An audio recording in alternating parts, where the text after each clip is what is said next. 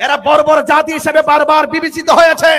ওই ধর্মান্ধদের লাগাম টেনে ধরা হতো, তাহলে আজকে কবরের লাশের গায়ে আগুন ধরাতে পারতো না। আমরা কি রাজপথে আসতে প্রস্তুত আছে? এই দুনিয়ার উপরের মানুষগুলো ওই হায়নাদের কাছে যেমন নিরাপদ না, তাদের কাছে আজকে অন্ধকার কবরে যারা চিরদিনের জন্য চলে যায়, সেই লাশ পর্যন্ত ওই হায়নাদের কাছে নিরাপদ না।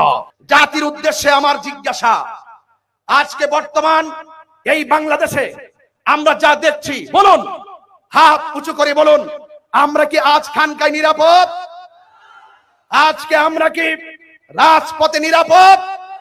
আমরা কি অফিসে নিরাপদ? আমরা কি রাস্তায় নিরাপদ?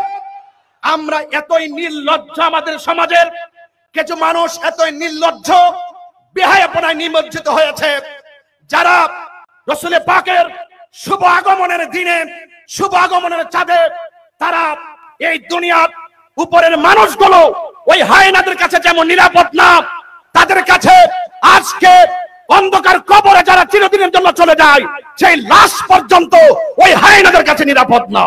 জাতি আজ কি দেখছে বাংলাদেশে?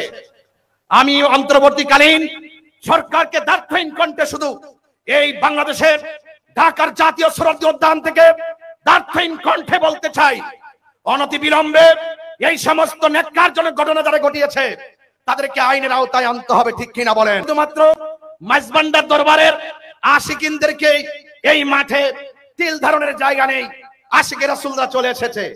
আমরা শুধুমাত্র জানাই দিতে চাই, এই দেশে 12,000 দরবার আছে। আহলুস সুন্নাত ওয়াল জামাত বিচ্ছিন্ন নয়। আজ আহলুস সুন্নাত ওয়াল জামাত সকল পীর মাসের সব অঙ্গ সংগঠন আজ ঐক্যবদ্ধ, ঠিক কিনা বলেন? এই দেশের ক্রাইসিস মুভমেন্টে, কোন সংকটে, কোন দুর্যোগে, এই দেশের সার্বভৌমত্ব রক্ষায়, এই দেশের ধর্মের সুরক্ষায়, সম্প্রীতি রক্ষায় যদি আমাদেরকে কখনো ডাক দেওয়া হয়, আমরা কি এভাবে, আমরা কি রাজপথে আসতে প্রস্তুত আছে? আমি সরকার প্রধানকে আন্তরিকভাবে বলে দিতে চাই, যেই কোনো মানুষ অন্যায় করলে সেই বিচারের হকদার হলো আল্লাহ। কথা বলেন, ঠিক কিনা? কে জান্নাতি হবে, বিচার ফয়সাল হবে আসমানে, ফয়সাল হবে আখিরাতে। কিন্তু যারা এই মৃত লাশকে উপরে তুলে আঘাত করে আগুন দিয়ে পোড়ায়, এরা কখনো সভ্য জাতি হতে পারে না। এরা বর্বর জাতি হিসেবে বারবার বিবেচিত হয়েছে। বিগত দিনে, গত 2024 5ই আগস্টের পরে আমাদের এই দেশে যেইভাবে আমাদের 90টি মাজার ভাঙচুর করা হয়েছে, ওই সময় যদি ওই ধর্মান্ধদের লাগাম টেনে ধরা হতো, তাহলে আজকে কবরের লাশের গায়ে আগুন ধরাতে পারতো না। কথা বলেন, ঠিক কিনা? এই জন্য পবিত্র ঈদে মিলাদুন নবী সাল্লাল্লাহু আলাইহি সাল্লাম উপলক্ষে জশ্ন জুলুস আলমদরিতে আমাদের দেশবাসীর উদ্দেশ্যে বার্তা হলো এতটুকুই, আল্লাহর হাবিব এই পৃথিবীতে এসেছেন, শান্তির বার্তা নিয়ে এসেছেন। লাকাদ কানা লাকুম ফি রাসূলিল্লাহি উসওয়াতুন হাসানা। রাসূল পাক সাল্লাল্লাহু আলাইহি সাল্লাম আমাদের জন্য উত্তম আদর্শ, আমাদের জন্য মডেল।